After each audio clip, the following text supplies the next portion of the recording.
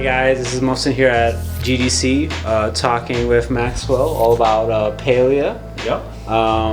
How's your GDC going so far? Pretty good. It's been a little more relaxing than usual. We're showing it off here in this room, so letting people come in and out. Previous years had to been a little more out and about, getting to the different hotels, checking out the conference, but yeah, good so far. Great. Before we jump into what's new with Palia, for those who are not familiar, can you talk a bit about what Palia is about? What is Palia? It's a fantasy life sim adventure game where players are going to explore a world that's been touched by magic. And in that world, they're going to be able to fish and hunt and gather all sorts of materials that they can bring back to their house and build this dream home away from home. And how has the response been since the game launched? Fantastic. So, we launched back in August of 2023 into open beta, and since then we've seen over 6 million players come into the game, try it out, and engage. And players on average are spending about 2 hours a day playing the game. So, a lot of great traction on it.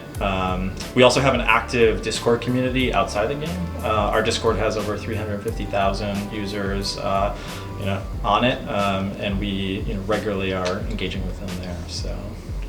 All right, talk to us about what's coming for Palia. You got a big update coming. Yeah. What can you tell us? Yeah, so we've been working on the Elderwood expansion, and it's our first major expansion to Palia since we launched. Players who have been playing Palia have seen us release consistent monthly updates. This one, though, is orders of magnitude larger than anything we've done before. It's a whole new zone, new map that players are going to be able to explore, whole new collectibles in every single skill in the game, new furniture to acquire, and a fan favorite, new plushies to acquire.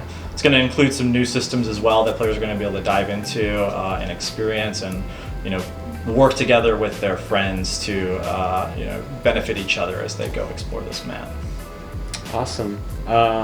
So what sort of feedback did you guys get, with the game being out for like it's been about almost 2 years since this game came out. Yeah, and definitely that feedback has evolved the direction in terms of what we've been shipping to players and what we've been trying to meet their needs. Honestly, the plushies I mentioned wasn't really in our mind of making this plushie endgame loop, but our players, the first time we did it, ended up loving it, and so they would chase and hunt creatures to get these unique plushies and show them off, and we started to very quickly go, okay, we need to make some more plushies for players because our players love it. And so I don't even know how many we have now, maybe 100 or something like that players can collect, and that led us to introducing trading into the game so that players could trade those and try to complete their collection, or if they want to have 100 of one kind, they can go do that and make it possible.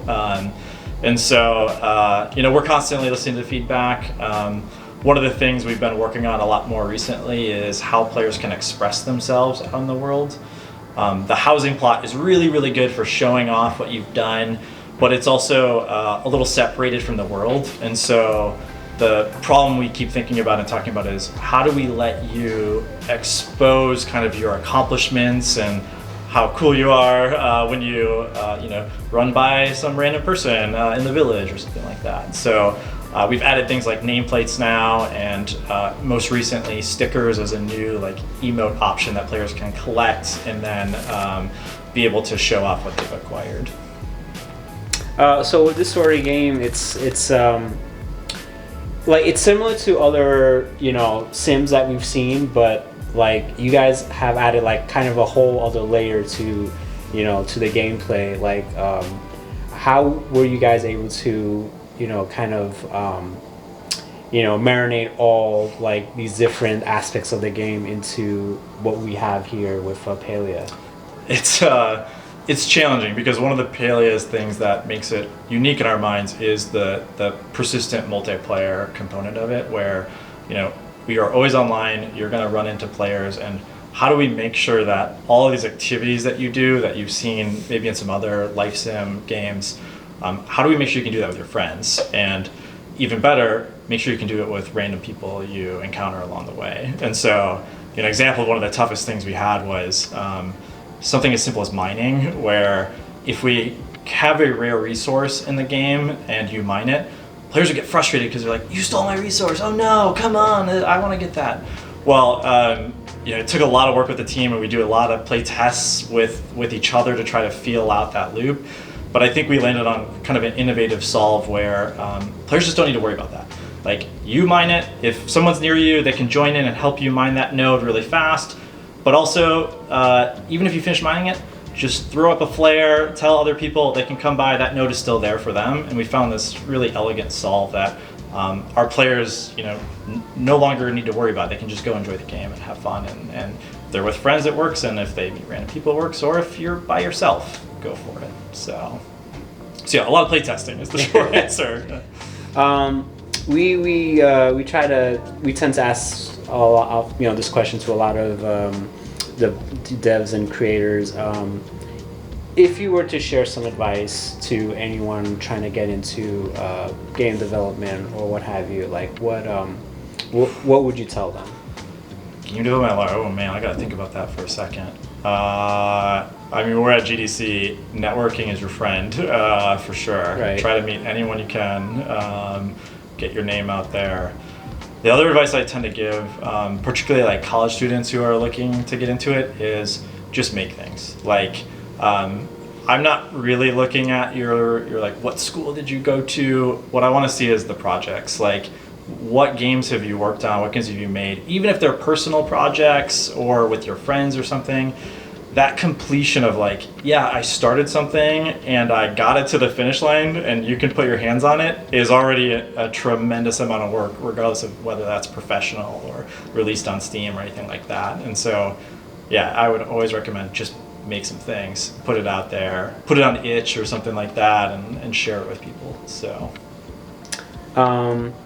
one last thing I want to ask you is, if you can describe Palia in just a few words, how would you describe it? Oh, there's a joke I want to make for my publishing team that would be like, don't say that. Cozy. It's a cozy home away from home. How about that? Cozy home away from home. Yeah.